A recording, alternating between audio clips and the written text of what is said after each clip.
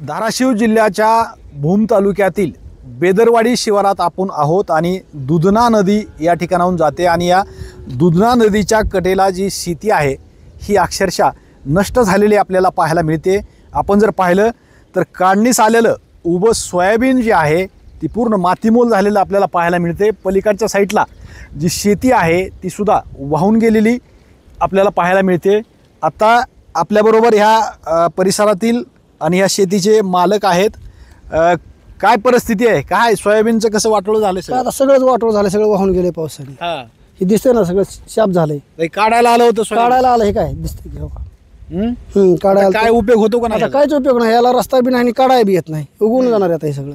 बर, संपर्क तुटला का सगळं? संपर्क बेदरवाडीचा आमचा संपर्क तुटला शेताचा। आता हे काय अवताली भोवताली कुठूनच येता येत नाही त्या शेतात।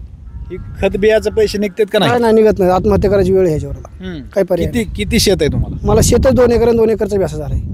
2 एकर वाहून गेलं? हा 2 एकर 2 एकर वाहून कधी गेलं। पूर आला होता? रात्री 9 9:30च्या आसपास असेल किंवा 10च्या आसपास। किती दिवसापासून पाऊस पडतो या परिसरात? पाऊस सारखाच चालू आहे, बर, पण पाणी एवढं आलं नव्हतं कधी, पहिल्यांदाच आलंय आम्हाला कळण्यास। कोणची नदी ही? दुधना। दुधना।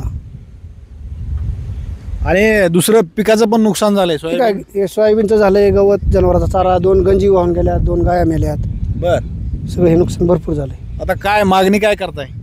आता शासनाला मागणी करावं ही भरपाई याची, शासनाने द्यायला पाहिजे, शासनाने द्यायला पाहिजे याची भरपाई। पंचनामे करायला कोण? पंचनामा करायला कोण नाही आले, येतो म्हणले तर। बर भैया, काय परिस्थिती या परिसरामध्ये? काय पूर्ण वाहून गेलेलं आहे, त्याच्यामुळे काय आता शेतकऱ्याचे पूर्ण हाल झालेले आहेत। शासनाने तात्काळ याची दखल घ्यावी व मदत द्यावी शेतकऱ्यांना, ही मागणी तुमची। किती ह्या नदीच्या कडाला किती शेती खराब झाली असेल? एक तर 50 हेक्टर पर्यंत हे झालेलं आहे, म्हणजे नुकसान झालेलं आहे बर, पूर्ण। म्हणजे सोयाबीन वाहून गेले, तुरीचं नुकसान झालेलं आहे, किंवा बाकी मका बिका लावलेले शेतकऱ्यांनी पूर्ण वाहून गेलेलं आहे। माती पूर्ण खरडून गेलेले, तर शासनाने मदत द्यावी।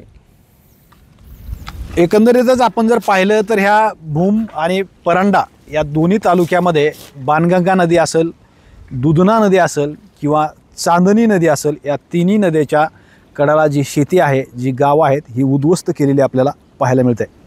श्रीराम क्षीरसागर, TV9 मराठी, धाराशिव, भूम।